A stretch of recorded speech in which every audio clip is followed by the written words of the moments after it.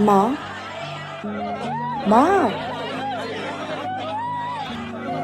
पापा, भैया, बहन, कहाँ हो तुम सब? देखो, मैं आ गया, तिरंगे में लिपटकर भारत माँ की गोद में आज मैं सो रहा हूँ। माँ, तुम उदास मत होना, मैं भारत माँ की गोद में हूँ। पापा, आप क्यों रोते हो? अरे, आपका बेटा तो अपनी माँ के लिए शहीद हुआ है। अरे बहन, तू क्यों रोती है? रक्षाबंधन पर राखी नहीं बांध पाएगी ना? तो क्या हुआ, छोटा है ना, उसको बांध देना। अरे मेरे भाई, तेरे आंखों में आंसू कैसा? अभी तुझे भी भारत माँ की सेवा करनी है। अगर तू रोएगा तो माँ बाबूजी को कौन संभालेगा? अच्छा ठीक है माँ, मैं चलता हूँ। अगले जन्म में तेरी ही कोख से जन्म लूंगा माँ, और तेरी सेवा करूंगा। ये एक शहीद अपने परिवार से कहता है। नेता सिर्फ एक ट्वीट कर देते हैं, लेकिन कोई भी उस माँ और बाप के बारे में नहीं सोचता जिन्होंने अपने लाल को खो दिया। जब हमने इस पल को सोचा तो हमारी आंखों से आंसू नहीं रुके।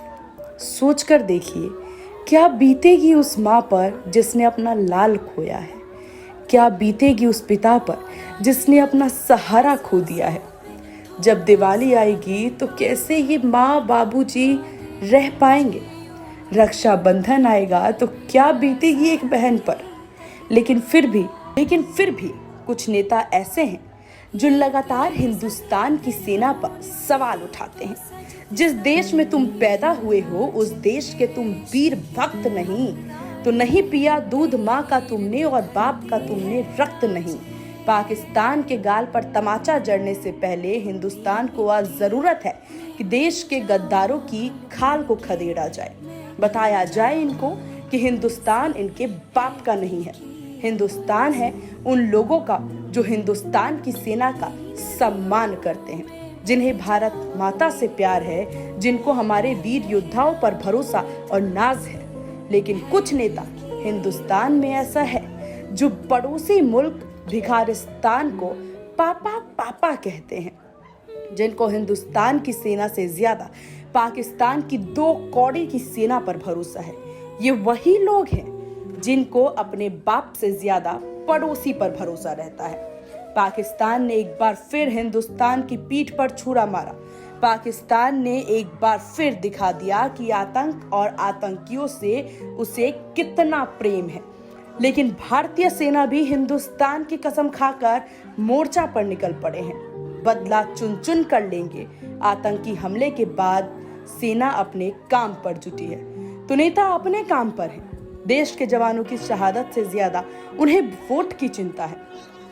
24 का सियासी बाजार गर्म है, तो इस मुश्किल दौर में इस हमले के बहाने वो वोट बैंक की बांट जोड़ रहे हैं। फारूक अब्दुल्ला, तेज प्रताप यादव कहते हैं कि किसकी वजह से शहीद हुए? पहले कहाँ कोई शहीद होता था? अरे चौथी फेल तेज प्रताप यादव, शर्म आनी चाहिए आपको। आतंकी और आतंकवाद के आकाओं को जवाब देने के लिए सेना तैयार है। लगातार सर्च ऑपरेशन चल रहा है, हेलीकॉप्टर की मदद ली जा रही है, घने जंगल में उनकी खोज की जा रही है, लेकिन सियासी लोगों के सामने सब बेकार। कोई इस हमले को स्टंट बता रहा है, तो कोई इस हमले को बीजेपी की साजिश बता रहा है। अगर इनके घर का कोई वीर सपूत शहीद हुआ होता तो शायद ये ऐसा ना बोलते। आतंकी हमले में शहादत पर आज पूरा देश स्तब्ध है। जरा सोचिए उनके परिवारों की क्या स्थिति होगी। लेकिन नेता वोट बैंक की राजनीति में जुटे हैं। भला जवानों की शहादत पर ऐसी सियासत किसे चाहिए?